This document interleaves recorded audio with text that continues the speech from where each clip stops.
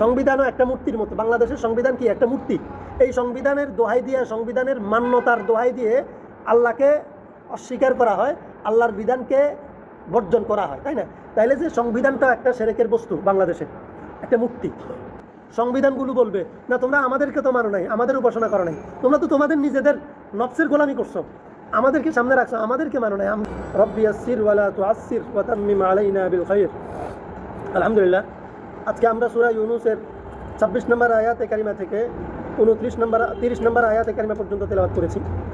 এই আয়াতগুলোতে আল্লাহ তাআলা জান্নাতি এবং জাহান্নামী দুই শ্রেণীর মানুষের হাসরের মাঠে কি অবস্থা হবে এই বিষয়টা উল্লেখ করছেন। এই যে জান্নাতি বলেছে এক শ্রেণী, আরেক শ্রেণী জাহান্নামী বলেছি, এরা ভিন্ন জগতের কোনো কেউ নাই, এই যে আমরাই, অর্থাৎ আমাদের কথাই আল্লাহ বলছেন এখানে। এমন নয় যে আমরা যারা কথাগুলো শুনতেছি আমাদেরকে বাদ দিয়ে বলছেন, অথবা আমরা যে সমাজে থাকি, যে দেশে থাকি, এই কথাগুলো সেই সমাজের জন্য নয়, সেই দেশের জন্য নয়, ব্যাপারটা এমন নয়। জান্নাতি যারা, তারাও আমাদের মধ্য থেকেই হবে, আবার যারা জাহান্নামী তারাও আমাদের মধ্য থেকেই হবে। আমি আর আপনি, আমাদের মধ্যে হতে পারে, আমাদের মধ্যে আমরা সবাই জান্নাতি, হতে পারে নাউজুবিল্লাহ সবাই জাহান্নামী। আবার এটাও হতে পারে এক ফ্যামিলিতে আছে, স্বামী স্ত্রী একসাথেই জীবন যাপন করেছে, একজন জান্নাতি আরেকজন জাহান্নামী। এই দুই আয়াত দুইজনের জন্য প্রযোজ্য, এমনও হতে পারে। ফেরাউন, সে নিজেকে খোদা দাবি করেছে, তার বিবি ছিল আসিয়া, ফেরাউন জাহান্নামী, আসিয়া জান্নাতি। হযরত ইব্রাহিম আলাইহিস সালাম জান্নাতি, তার বাবা আজর জাহান্নামী। রাসূলুল্লাহ সাল্লাল্লাহু আলাইহি ওয়াসাল্লাম জান্নাতি, তার বাবার কথা, তিনি জান্নাতি না জাহান্নামী, তিনি কি ঈমান নিয়ে মরেছেন না ঈমান নিয়ে মরতে পারেন নাই, এই বিষয়ে কোনো বিষয় স্পষ্ট করা নাই। এই জন্য এই যে আয়াতগুলো আমরা যদি শোনার জন্য নিজের ক্ষেত্রে প্রযোজ্য কিনা, কোন কথাটা নিজের জন্য ফিট, খেয়াল করে করে বুঝে বুঝে শুনি, তাইলে হাসরের মাঠে বাঁচা, সফল হওয়া নিজের জন্য সহজ হবে। আমরা তো আগে নিজে সফল হতে চাই। আল্লাহ তাআলা বলেন লিল্লাযীনা আহসানুল হুসনা ওয়া জিয়াদা, যে মানুষগুলো নেক কাজ করবে, নেক কাজ করে, তারা আল্লাহর কাছে নেক কাজের বিনিময় পাবে, বরঞ্চ তার চেয়েও বেশি পাবে। সুবহানাল্লাহ, তার চেয়েও বেশি কি পাবে? আল্লাহ তাআলা বলেন আহসানুল হুসনা, যে নেক করছে তার বিনিময়ে সে জান্নাত পাবে। ওয়া জিয়াদা বলে আল্লাহ তাআলা যেন বুঝাচ্ছেন তার সক্ষমতার চেয়েও বেশি পাবে। এরপরে বুঝাচ্ছেন সে যেটা কামনা করে তার চেয়েও বেশি কি পাবে? জান্নাতি সরাসরি আল্লাহর সাক্ষাৎ পাবে। সুবহানাল্লাহ। এবং জান্নাতীদেরকে যখন হাসরের মাঠে একত্রিত করা হবে, রাসূলুল্লাহ সাল্লাল্লাহু আলাইহি ওয়াসাল্লাম বললেন তাদের জন্য ফয়সালা হবে, জান্নাত দেয়া হবে। জান্নাত দেওয়ার পরে তাদেরকে যত নাজ নেয়ামতের কথা প্রতিশ্রুতি আছে কোরআনে, জান্নাতে গেলে জান্নাতীরা যেটা যেটা পাবে, হুর পাবে, গেলমান পাবে, তারা ফল ফসল পাবে, তারা বিনোদনের জিনিস পাবে, আরামের জিনিস পাবে, আনন্দের জিনিস পাবে, সব কিছু যেটা চাইবে সেটা পাবে। এক কথায় তার দুঃখ থাকবে না, পেরেশান থাকবে না, কষ্ট থাকবে না। এরপরে আল্লাহ বলবেন তোমাদের জন্য আমি যা যা ওয়াদা করেছি তা তা তোমরা পেয়েছো কিনা। তো জান্নাতীরা বলবে আল্লাহ যা ওয়াদা ছিল তা পেয়েছি, আপনার ওয়াদা পরিপূর্ণ সত্য। এবং এমন নয় যে ওয়াদা করছেন ওই আমাদের একজন শাসকের মতো নির্বাচনের আগে জনগণকে প্রতিশ্রুতি দিছে একটা মসজিদে, চমুনিতেই একটা মসজিদ সংস্কার করে দিবেন, নির্মাণ করে দিবেন বলছেন, ভাঙাচুরা মসজিদ। নির্বাচনের পরে গেছে, এখন প্রতিনিধিরা যখন গেছে তিনি বলে বাসর রাতে মানুষ কত কথাই বলে, এগুলা কি সব পূরণ করতে হয়? অর্থাৎ সে জনমত পাওয়ার জন্য, ভোট পেয়ে ক্ষমতা পাওয়ার জন্য সে মসজিদের মুসল্লিদেরকে ওয়াদা দিয়েছে মসজিদটা সে পুনরায় করে দিবেন। কিন্তু এরপরে যখন ক্ষমতা পাইল সে বলে যে বাসর রাতে কত কথাই কয়, সব কি পূরণ করতে হয়নি। তো এরকম ওয়াদা শুনতে আমরা অভ্যস্ত। আল্লাহ বলে না, এরকম ওয়াদা না। তো আল্লাহ তাআলা যা ওয়াদা করছেন তাই পাইছেন। এখন যখন জান্নাতীরা বলবে আমরা তো সব পাইছি, আল্লাহ বলে না, আর আমার ওয়াদা তোমরা যেটা পাইছো জানো, এটা পাইতে তোমরা হতবিহ্বল, এত আরাম আয়েশ, এত নাজ নেয়ামত, তোমরা তো চিন্তা করতেছো এটা পাওয়ারও যোগ্য না তোমরা। হ্যাঁ, কিন্তু এমন একটা স্পেশাল তোমাদের জন্য ট্রিট আছে যেটা তোমরা ধারণাও করতে পারো না। কি? আল্লাহ ফেরেশতাদেরকে বলবেন আমার এবং বান্দাদের মাঝখানে যে পর্দাটা আছে, যে পর্দার কারণে আমার নেককার বান্দারা আমাকে এখনো দেখে নাই, আমাকে না দেখে আমার উপরে মানানছে, আমাকে না দেখে আমার কথা মতো চলছে, আমাকে না দেখে তারা দুনিয়াতে কষ্ট করছে।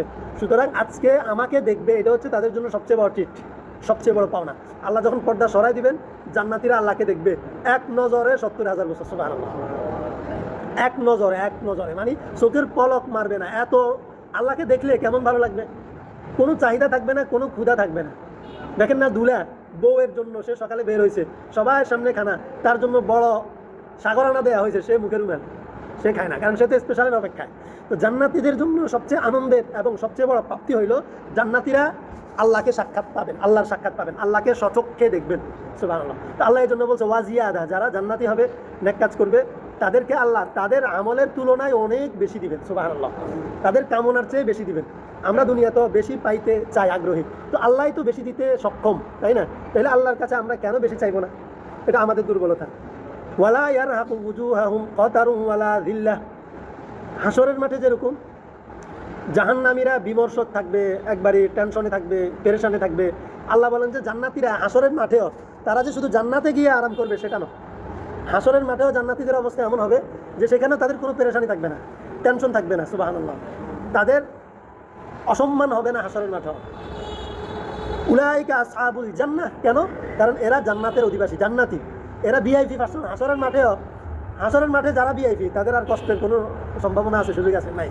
হুম ফিহা খালিদুন। এবং জান্নাতে যে কয়দিনের জন্য দিবে, আবার জান্নাত থেকে নিয়ে আসবে না, আল্লাহ জান্নাতে ওদেরকে আজীবনের জন্য দিবেন। সুবহানাল্লাহ। ওয়াল্লাযীনা কাসাবুস সাইয়্যাত জাযাউ সাইয়্যাতিন বিমিসলিহা ওয়া তারহাকুহুম যিল্লাহ। এই যে আল্লাহ প্রথমে 26 নম্বর আয়াতে যে জান্নাতীদের কথা বলছে, হতে পারে আমি আর আপনি সেই ব্যক্তি। আল্লাহ কবুল করেন, আমিন। আমাদের কথা বলছেন। আর আল্লাহ এখন তাদের কথা বলছেন যারা আল্লাহর ইবাদত করে না, নাফরমানিতে লিপ্ত, গুনাহে লিপ্ত, তাদের কথা বলছেন। আল্লাহ যেন এই গুনাহ থেকে আমাদেরকে বাঁচায়। কি বলেন? যারা গুনাহে লিপ্ত, জাযাউ সাইয়্যাতিন বিমিসলিহা, তাদেরকে তাদের গুনাহের পরিমাণ শাস্তি দেওয়া হবে। তাদের অপরাধ যেটুকু, অপরাধের চেয়ে বেশি দিবেন না, অপরাধের পরিমাণ শাস্তি দিবেন। হুম ফিহা ওয়া তারহাকুহুম যিল্লাহ। এবং তারা লাঞ্ছিত হবে, মুখ কালা হবে, তাদের চেহারা বিপন্ন হয়ে যাবে। মা লাহুম মিনাল্লাহি মিন আসিম। তাদেরকে সাহায্য করার জন্য আল্লাহর পক্ষ থেকে কোনো ব্যবস্থা থাকবে না। নাউজুবিল্লাহ। মানে যারা নাফরমান, জাহান্নামী, আল্লাহকে নারাজ করবে, এই যে আল্লাহকে নারাজকারীদের মধ্যে আমার ফ্যামিলির সদস্য থাকতে পারে, আমার পরিবারের সদস্য থাকতে পারে, আল্লাহ না করুন আমিও হতে পারি, আমার পরিচিত বন্ধু বান্ধবও হতে পারে, আমি যার ফলোয়ার, যাকে অনুসরণ করি, যাকে নেতা মানি, তিনিও হতে পারেন এই জাহান্নামীদের অন্তর্ভুক্ত। তাইলে আমাকে এই বিষয়টাও খুব সচেতনভাবে ডিল করা দরকার, খেয়াল করা দরকার। আল্লাহ না করুন আমি যদি এই জাহান্নামীদের অন্তর্ভুক্ত হয়ে যাই, অথবা আমি যাদেরকে ফলো করি তারা যদি জাহান্নামীদের এই অন্তর্ভুক্ত হয়ে যায়, তাহলে তাদের যদি মুখে চুনকালি লাগে, তারা যদি অসম্মানিত হয়, তাদের যদি ওখানে লাঞ্ছনা হয়, তাইলে আমি তার অনুসরণ করার কারণে আমার কি সফলতা আসবে?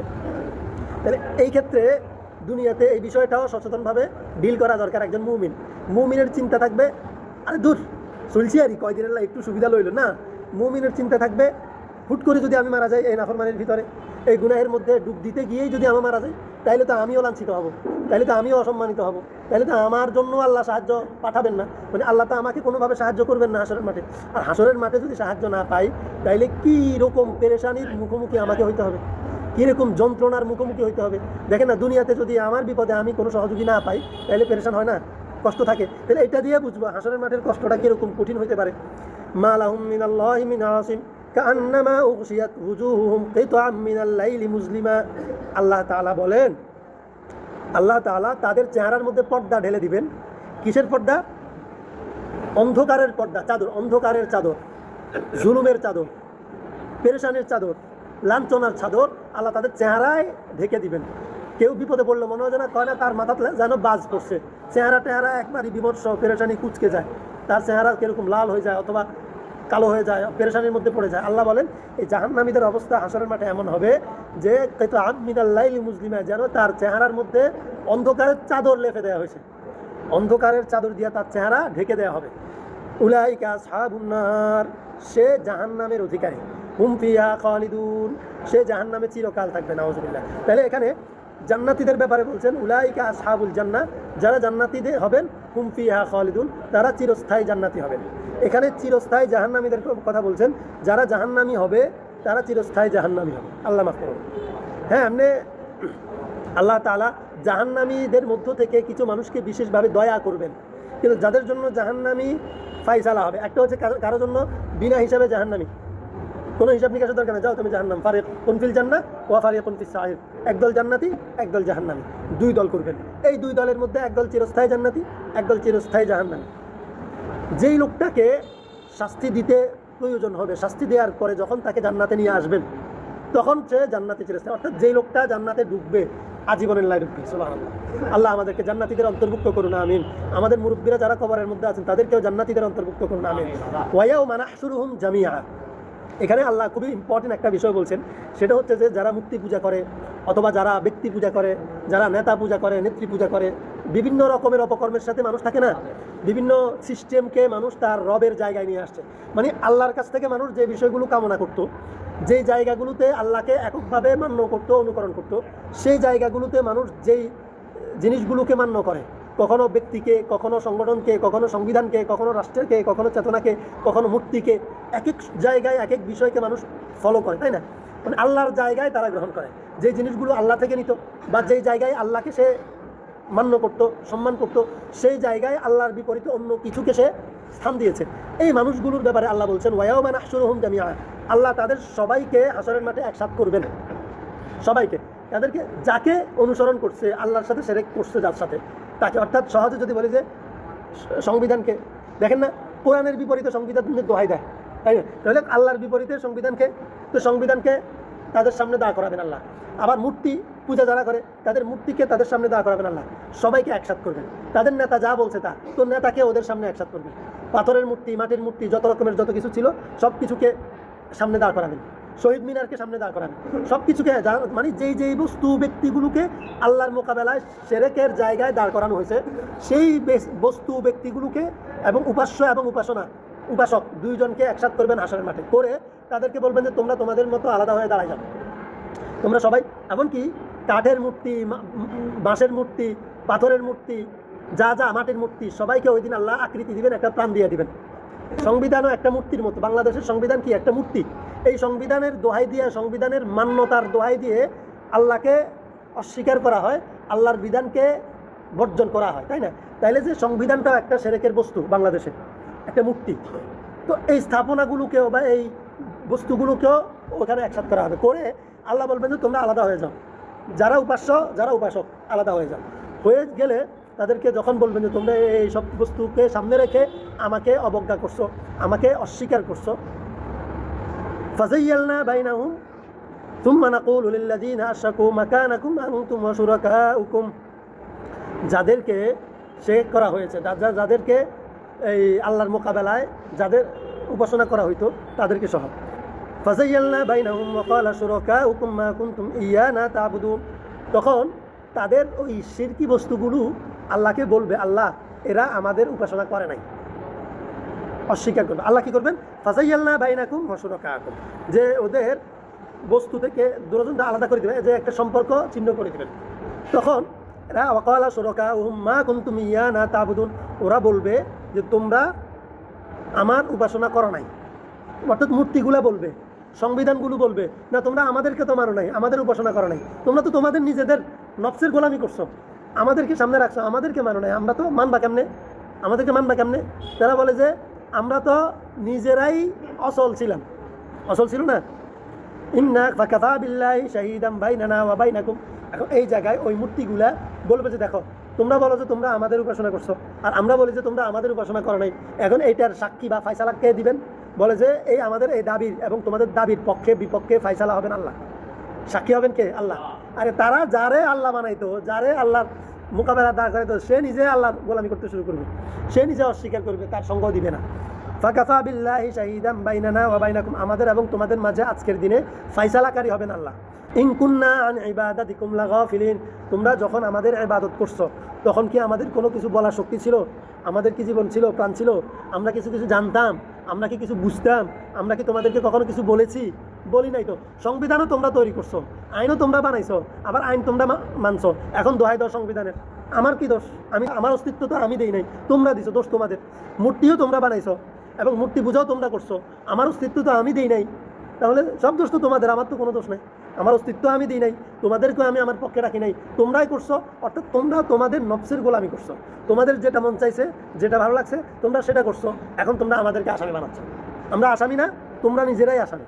হুনালিকা তাবলু কুল্লু নাফসিম মা আসলাফাত ওয়া রুদ্দু ইলাল্লাহি মাওলাহুমুল হাক্কি ওয়া দাল্লা আনহুম মা কানু ইফতারুন, সেই দিন সবাই নিজের হিসাব নিজে বুঝে পাবে, এবং বুঝে পাওয়ার পরে ওয়ারুদ্দু, সবাই এখন আল্লাহকে যথাযথভাবে আল্লাহর মানবে, অন্তর না মানি উপায় নেই। আল্লাহকে এখন সবাই যথাযথ মানার চেষ্টা করবে, আল্লাহকে আল্লাহ মানবে, আল্লাহর দিকে সবাই ফিরে যাবে।